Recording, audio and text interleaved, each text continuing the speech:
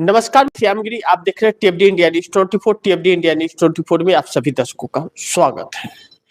नीतीश तेजस्वी के फैसले ने सबको चौंकाया।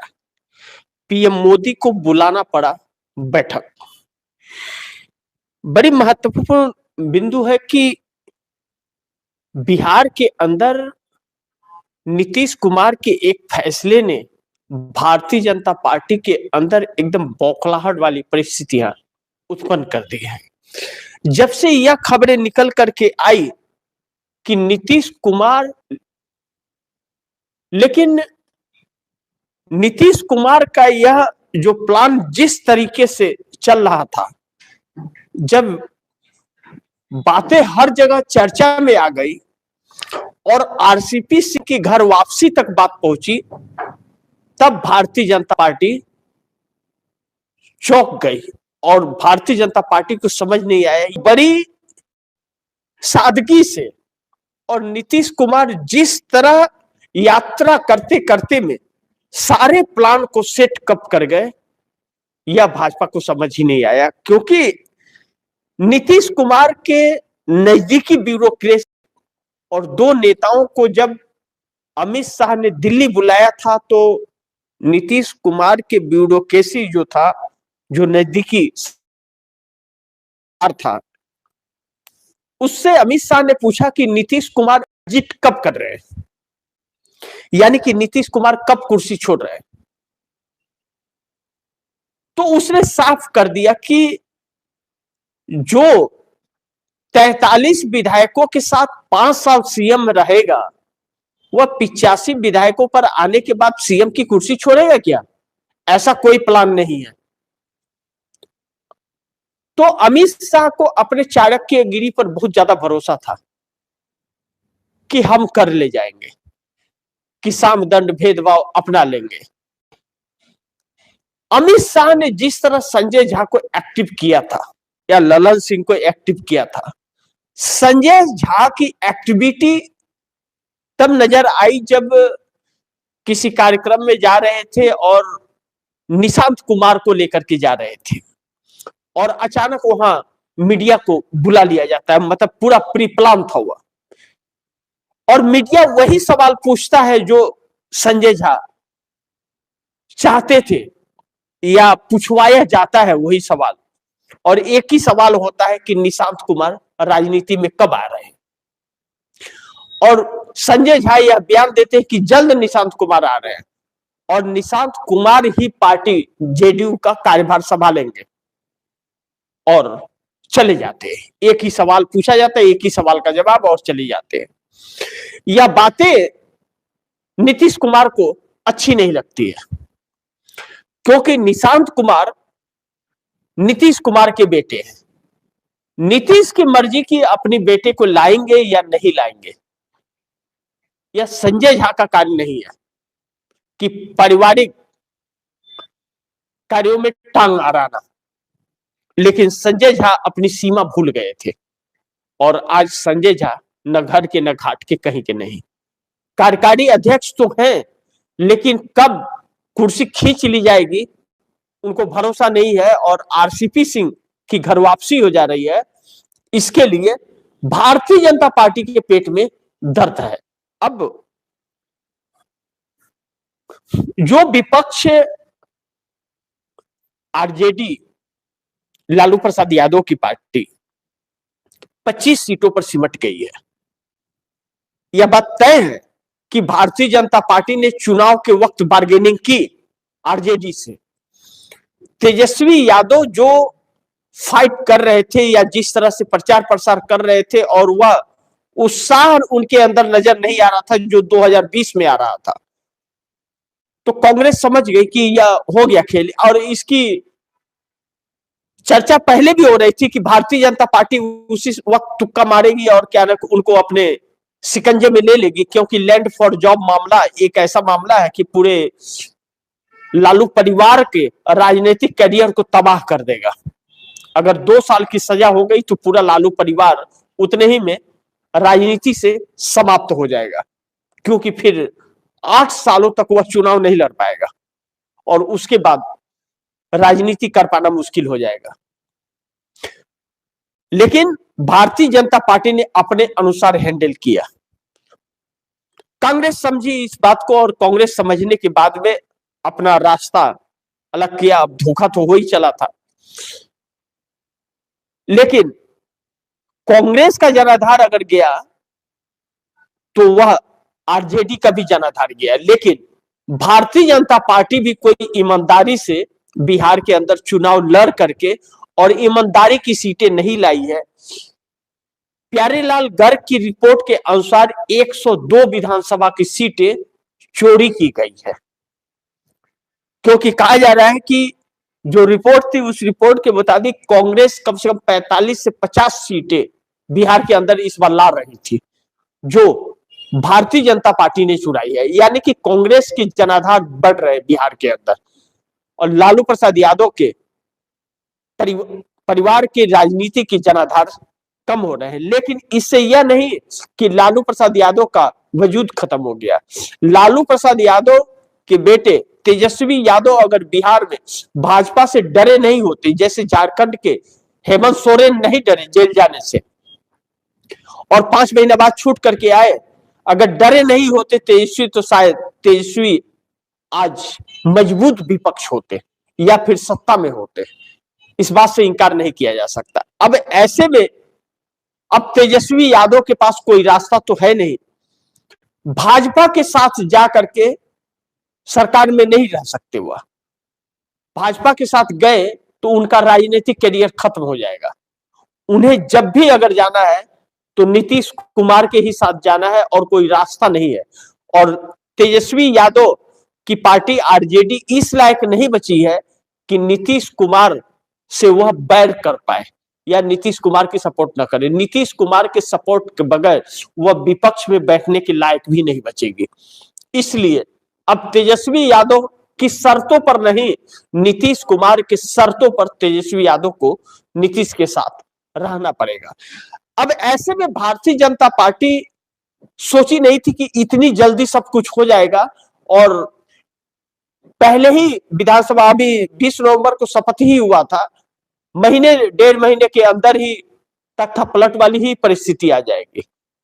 अब नीतीश कुमार ने एक कंफर्टेबल विपक्ष ढूंढ लिया, कमजोर विपक्ष, जिससे 5 साल सत्ता चलाने के लिए उन्हें किसी भी तरह की कोई दिक्कत नहीं आएगी। लेकिन वही भारतीय जनता पार्टी के 89 सीटों के साथ अगर बिहार के अंदर जेडीयू सत्ता में रहती है तो बार बार भारतीय जनता पार्टी वही राग अलापेगी कि एग्जिट कब करेंगे, एग्जिट कब करेंगे। और नीतीश कुमार यह बिल्कुल नहीं चाहते। ऐसे में भारतीय जनता पार्टी को छोड़कर 122 का आंकड़ा पार करके 130 विधायकों के नजदीक पहुंच गए नीतीश कुमार। और यह जब पुख्ता हो गया कि यह चीजें हो चुकी हैं और यह सारे गणित बैठ चुके हैं, तो भारतीय जनता पार्टी परेशान हो गई। दिल्ली में हड़कंप मच गया, क्योंकि बात बिहार की ही सिर्फ नहीं है, बात उससे दूर तलक जा रही है। कहा यह भी जा रहा है, चर्चा इन बातों का भी है कि अखिलेश यादव का नीतीश कुमार से संपर्क होना यह भारतीय जनता पार्टी को सहा नहीं रहा है, अच्छा नहीं लग रहा है। अच्छा लगेगा भी कैसे, क्योंकि अखिलेश यादव अगर नीतीश कुमार के संपर्क में है तो फिर नरेंद्र मोदी संकट में है, इस बात से इंकार नहीं कर सकते। लेकिन हर राज्यों में अगर इसी तरह भारतीय जनता पार्टी के साथ हो रहा है, यानी कि हर कोई अपनी अपनी गुटी सेट कर रहा है, जैसे नीतीश कुमार ने कुछ तो फैसला किया होगा, तेजस्वी ने कुछ तो फैसला किया, तभी तो नीतीश के साथ आ गए हैं, साथ खड़े नजर आ रहे हैं। हालांकि तेजस्वी यादव ने 100 दिन की बात कही है कि 100 दिन हम सरकार को देना चाहते हैं, लेकिन वह कहते हैं ना, हुजूर आते आते बहुत देर कर दी। तो वह 100 दिन पूरा होते होते भाजपा के लिए बड़ी देर हो जाएगी, क्योंकि उस 100 दिनों में तो बहुत सारा खेल हो जाएगा। अब 20 नवंबर को सरकार बनी थी, 20 दिसंबर और 20 जनवरी 2 महीने तो हो गए, तीसरा महीना शुरू हो चुका। अब ऐसे में भारतीय जनता पार्टी बहुत ज्यादा परेशान हो गई है। इस वक्त यह भी चीज बैठक जो भारतीय जनता पार्टी की हो रही है दिल्ली के अंदर, उस बैठक में एक अहम मुद्दा और भी है। नीतीश कुमार तो संकट है ही, मोदी के लिए बहुत बड़े संकट है नीतीश कुमार, क्योंकि नीतीश को हटा पाना और नीतीश को आधिकारिक तौर पर तोड़ पाना, दोनों में ही असफल हुई है भारतीय जनता पार्टी, सफलता हाथ नहीं लग रही है। लेकिन इसी बीच जब एकनाथ शिंदे को लेकर के तकरार चल रहा है और आर या पार की लड़ाई में आ गया मामला, अमित शाह ने बड़बोलेपन जैसे साफ कह दिया कि पार्टी में हमारे विलय कर जाओ, बाद में सोचेंगे आपके लिए, तो एकनाथ शिंदे के लोग भी भड़क गए। अब ऐसे में दिल्ली इसलिए भी परेशान है कि एकनाथ शिंदे के लोग कहीं ऐसा तो नहीं कि जिस तरह एकनाथ शिंदे को उद्धव ठाकरे से तोड़ करके लाया गया था और गुवाहाटी से सरकार बैठ करके बनवाई गई थी, वैसे कहीं ऐसा तो नहीं कि एकनाथ शिंदे दिल्ली में बैठ के बात करते रहे और एकनाथ शिंदे के लोग गायब हो जाए उद्धव ठाकरे के पास फिर घर वापसी। और जब तक दिल्ली से पहुंचे वहां देखे कि वहां तो सरकार बनाने का दावा पेश हो चुका है।